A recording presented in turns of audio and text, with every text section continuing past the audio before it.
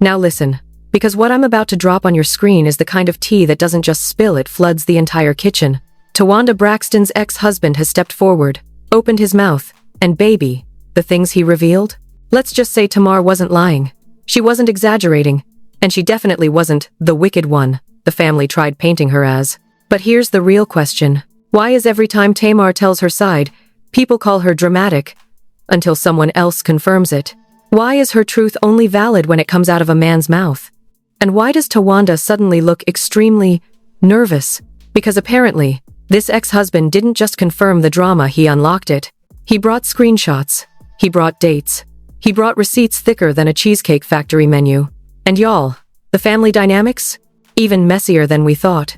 Think season-long reality show meltdown, but in real life and without commercial breaks. So grab your snacks, tighten your wigs, and put your phone on Do Not Disturb. Because after what was revealed, the entire Braxton narrative might need to be rewritten from scratch. From the moment this story cracked open, people thought they already knew the Braxton family drama. They thought they had the timeline, the villains, the victims, and the messy sisterly dynamics all figured out. But the moment Towanda's ex-husband finally spoke up, everything shifted. Suddenly, the public's favorite narrative didn't just wobble, it collapsed like cheap furniture.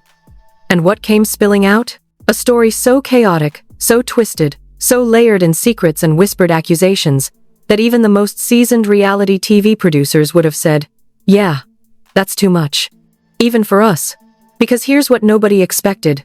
The ex-husband wasn't angry, bitter, or trying to get back in the spotlight.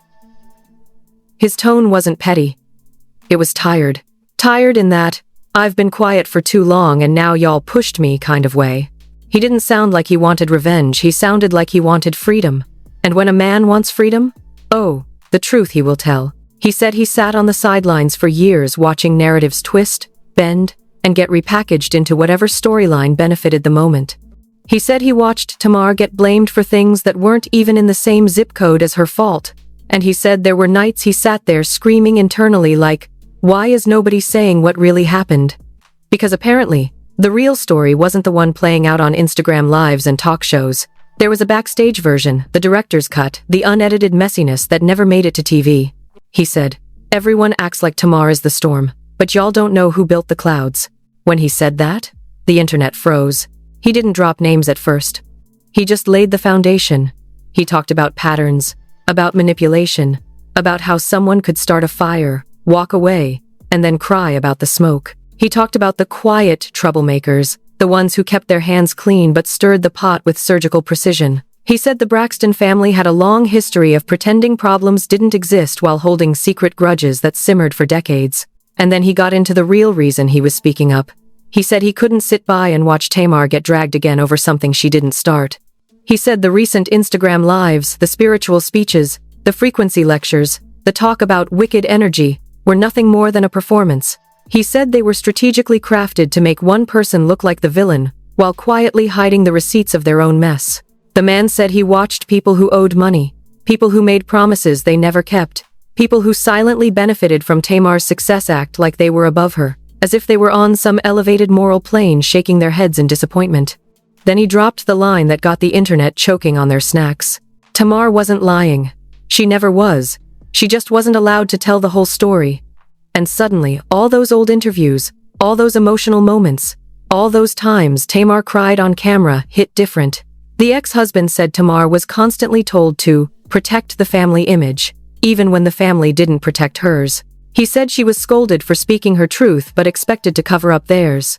He said the pressure was insane, like being asked to smile for family photos while the house behind you is burning down.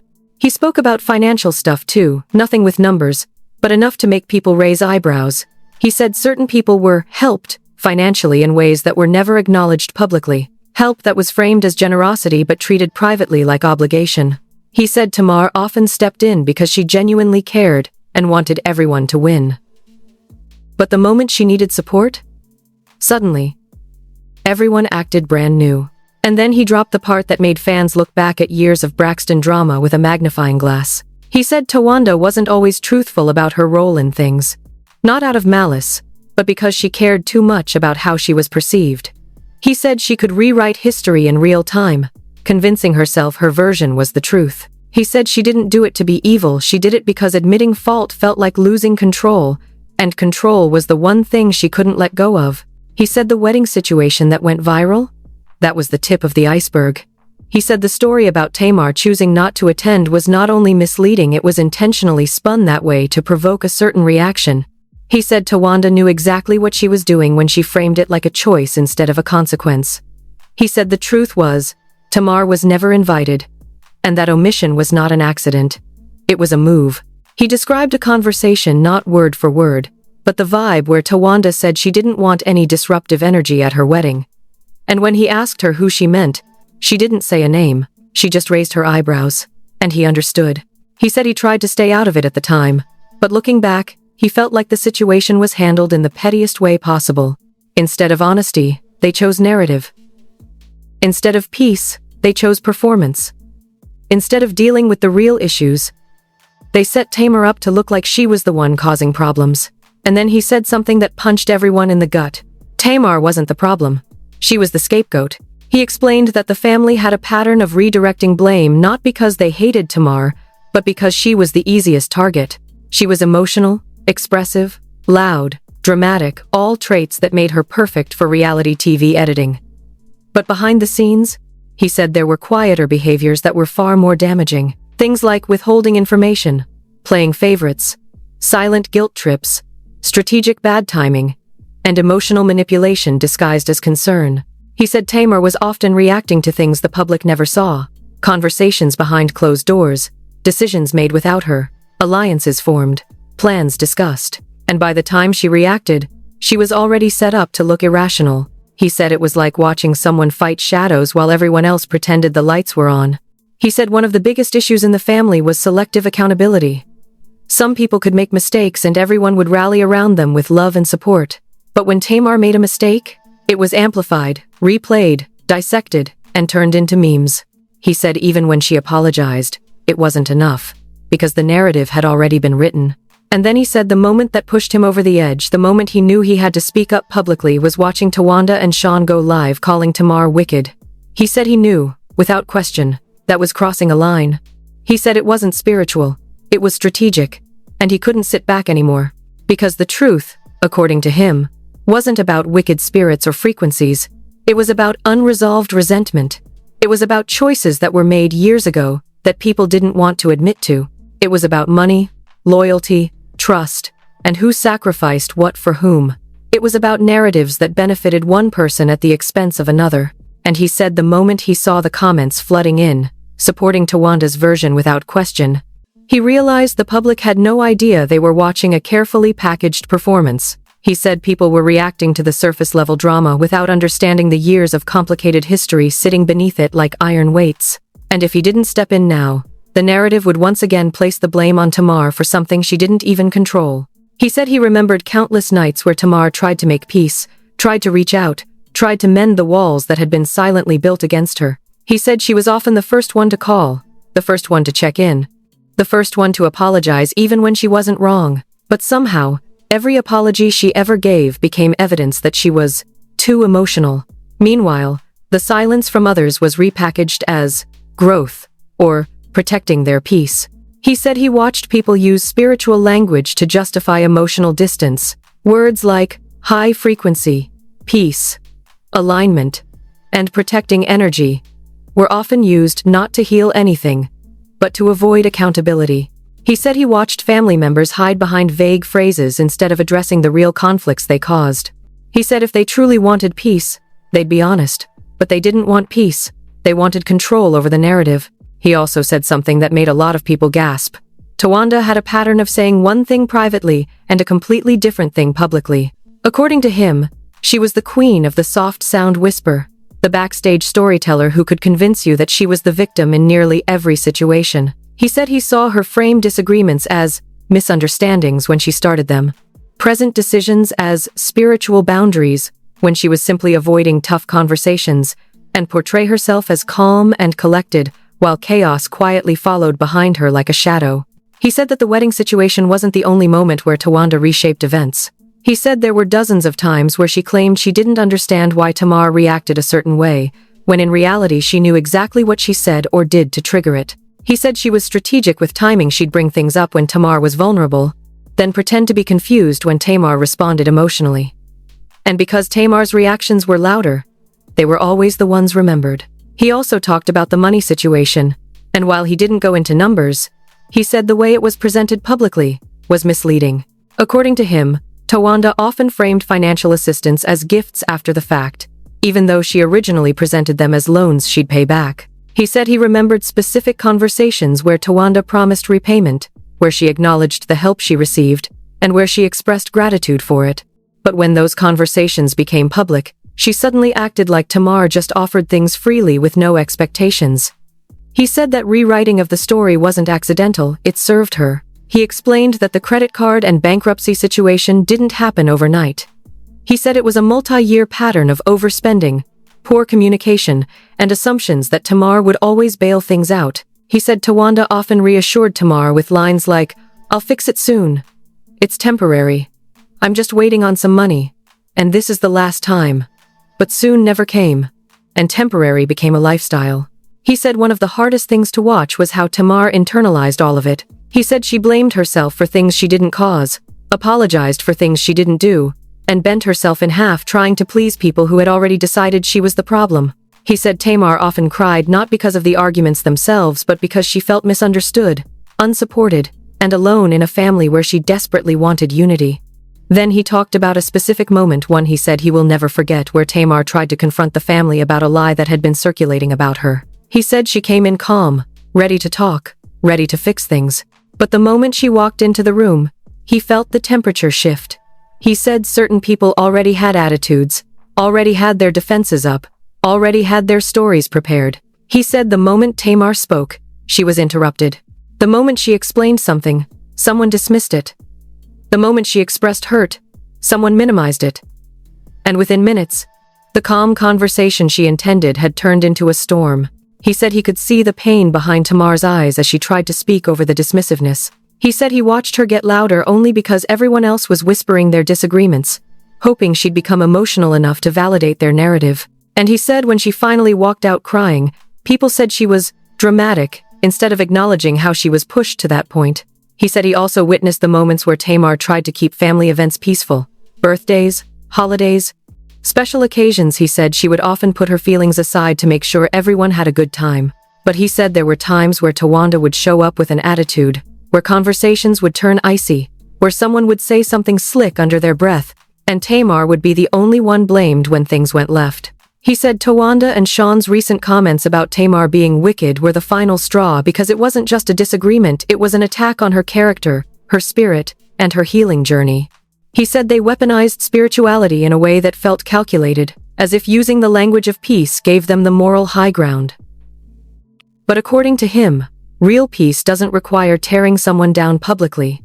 He said he didn't understand how people who received help, emotional support, and financial assistance from Tamar could turn around and paint her as the villain. He said he didn't understand how Sean, someone who entered the family years later, felt comfortable positioning himself as the authority on Braxton history. He said Sean should have stayed out of it because he didn't witness the years of complexity that came before him. He made it clear that a husband supporting his wife is one thing, but becoming the public spokesperson for family conflict is another. He said the moment Sean inserted himself, the conflict escalated. He said Sean spoke with confidence not because he knew the full story, but because he only heard one version. And he said hearing one version while believing it's the whole truth is a dangerous thing. He described Sean as loud in areas he wasn't present for, and bold about things he only heard secondhand. He said watching him treat Tamar like a stranger, he was judging instead of a sister-in-law he barely knew, was uncomfortable. And he said the spiritual language Sean used felt more like a shield than genuine self-growth. Then he said something that made the internet stop scrolling. It's easy to call someone wicked when you're hiding what they covered for you. He didn't elaborate, but the implication was heavy. People online started wondering what Tamar protected, what she kept quiet, what she never exposed even when she had every reason to. He said there were layers to the family's issues that would never be revealed publicly because Tamar still chose loyalty even when loyalty wasn't returned. He said the difference between Tamar and others was simple. Tamar reacted publicly, while others manipulated privately. And because private manipulation doesn't get recorded, Tamar always looked like the unstable one. He said if the public ever saw the unedited footage of certain conversations, the perception of who was the problem would flip instantly. And he said, the reason he never spoke before was because Tamar begged him not to. Not because she was hiding anything, but because she didn't want the family to look bad. He said she took hits for people who would never do the same for her. He said she carried secrets that weren't hers to carry, protected reputations she didn't owe protection to, and swallowed her truth to avoid adding fuel to the fire. But now, he said the fire was already blazing, and the people who lit the match were pretending to be victims of heat. He said if the public ever truly understood the emotional gymnastics Tamar had to perform just to keep the peace, they would stop calling her dramatic and start calling her exhausted. He said Tamar was often the one who tried to schedule mediation, the one who tried to keep everyone talking, the one who tried to avoid the silent treatments that lasted for weeks. According to him, the rest of the family had a habit of holding grudges like trophies, polishing them, displaying them, and then acting shocked when Tamar finally reacted. He said the family offered a version of peace that wasn't real peace, it was silence. Silence from uncomfortable truth, silence from accountability, silence from acknowledging pain, and as long as Tamar stayed quiet, she was behaving. The moment she spoke up, she was chaotic. He said this dynamic didn't happen overnight. It was generational. He said patterns in the family went back far before reality TV, far before fame, far before public eyes were even watching. He said they mastered the art of performance not on camera, but in real life. Smiling through issues, pretending everything was fine, sweeping problems so far under the rug became a mountain. He said Tamar was the only one who refused to suffocate under that rug. He said that's why she always looked like the loud one. She didn't know how to hide pain behind a soft voice.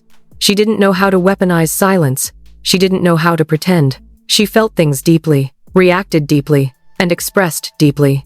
And instead of seeing that as honesty, people interpreted it as instability. He said Towanda learned early how to keep her image clean. He said she knew when to stay quiet, when to speak softly, when to appear wise, when to play victim, and when to let someone else look like the villain. He said she cared more about being seen as the calm one than resolving the issues causing the chaos. He said she'd rather appear peaceful than be truthful. He said that made her incredibly effective at shaping public perception. Meanwhile, Tamar, raw, emotional, expressive, became the perfect target. Then he talked about how Sean added fuel to dynamics he didn't understand. He said Sean took on a protector role, not because he truly knew the situation, but because he got one side of the story.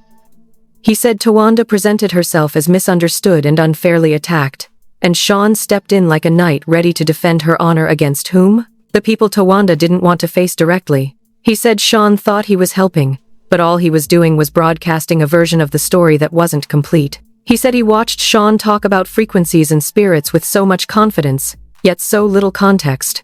He said it felt like watching someone try to narrate a documentary they didn't actually watch from the beginning. He said the internet loved the performance because it was polished, intellectual sounding, and wrapped in spiritual vocabulary.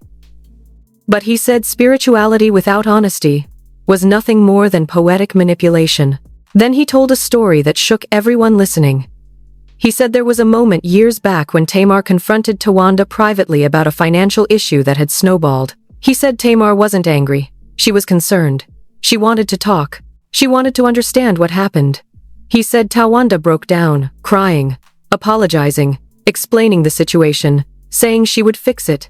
According to him, Tamar hugged her, told her she loved her, and promised to help her through it. But weeks later, Towanda told someone else that Tamar was trying to control her with money. He said he couldn't believe the lie when he heard it. He said Tamar never said anything close to that, but somehow, the story shifted, and suddenly Towanda was the victim of financial manipulation, while Tamar was the villain who held money over people's heads. He said that was the moment he realized narratives were currency in that family. Whoever told their story first usually won. Whoever cried first became the victim. Whoever stayed silent became the saint. Whoever reacted emotionally became the problem. And whoever needed the most help became the one who held the most power. He said he watched Tamar take blow after blow from that pattern, until she finally began shrinking herself to avoid conflict. And even then, somehow the conflict still found her. He said the recent situation, the wedding lie, the spiritual dragging, the fake narrative was just history repeating itself. He said Towanda didn't invite Tamar. then made it sound like Tamar chose not to come. He said Sean jumped in to spiritualize the decision and paint Tamar as low vibrational without acknowledging what really happened. He said they built a narrative together, a narrative that made them look wise, enlightened, and peaceful while making Tamar look toxic. He said the truth wasn't that Tamar vibrated low, it was that certain people vibrated dishonestly. He said if the public knew the full truth about the money, the credit cards, the bankruptcy, the emotional manipulation, the behind-the-scenes conversations, and the years of unresolved conflict, they would be shocked at how often Tamar played peacemaker instead of instigator. He said Tamar wasn't perfect, far from it, but she was never the villain she was made out to be. She was human, hurt, reactive, passionate, and, yes, sometimes impulsive. But she was also loyal, generous, protective, loving, and far more forgiving than she should have been. He said the family owed Tamar more than apologies. They owed her honesty, accountability, fairness, and space to speak her truth without being labeled unstable. He said he wasn't telling these things to drag Towanda, Sean, or the family. He said he was telling them because the lies had gone too far. He said narratives had become weapons, and Tamar had been stabbed too many times with ones she didn't deserve. He said the truth wasn't to hurt anyone, it was to stop the hurting. He said he loved the family, but he wasn't going to sit by and watch them rewrite history again. He said they needed to confront the real issues instead of hiding behind spirituality, silence, or selective storytelling. He said healing would never happen until everyone admitted their part. He said Tamar was finally at peace now, not because she distanced herself, but because she stopped carrying responsibility that was never hers. He said she stopped explaining herself, stopped defending herself, and stopped trying to fix relationships she didn't break. He said the truth was simple. Tamar wasn't lying, she was silenced. He said the world was finally hearing what she couldn't say. And he ended it with one sentence that sent shockwaves across the internet. Protection becomes rebellion when the lies get too heavy. He didn't elaborate. He didn't need to. And now the world is left wondering, if this is what he revealed, what else hasn't been said yet? And honestly, after everything we just unpacked, every whisper, every leaked message, every jaw-dropping moment, the real question now is, where do you stand? Because let's be clear, this story isn't ending here. Not with Towanda's ex-husband talking like he's been waiting 10 years for this moment. Not with Tamar finally being proven right after people dragged her for doing too much. And definitely not with a family this chaotic, this emotional, and this deeply tangled in their own secrets. So now I need to know, what do you think really happened behind the scenes? Do you believe this ex-husband came forward out of guilt? Out of revenge? Or because he finally got tired of sitting on the sidelines watching everyone twist the truth like a pretzel? And more importantly, what does this mean for the Braxton family moving forward? Will they come out and address it? Will they try to shut it down? Or will they pretend nothing happened, like they always do when the truth gets too loud to ignore? Your opinion matters here, because trust me, this story is far from over. More receipts are dropping, more voices are coming out, and if history has taught us anything, it's that where there's smoke, there's usually a whole bonfire waiting to explode. So before you go, make sure you hit that like button if you want this truth to spread. Drop a comment with your theories, your predictions, your inside knowledge, because the messier it gets, the more we dig. And don't forget to subscribe, because the next update might just flip this entire situation upside down again. Stay tuned, because the truth, it's only getting louder from here.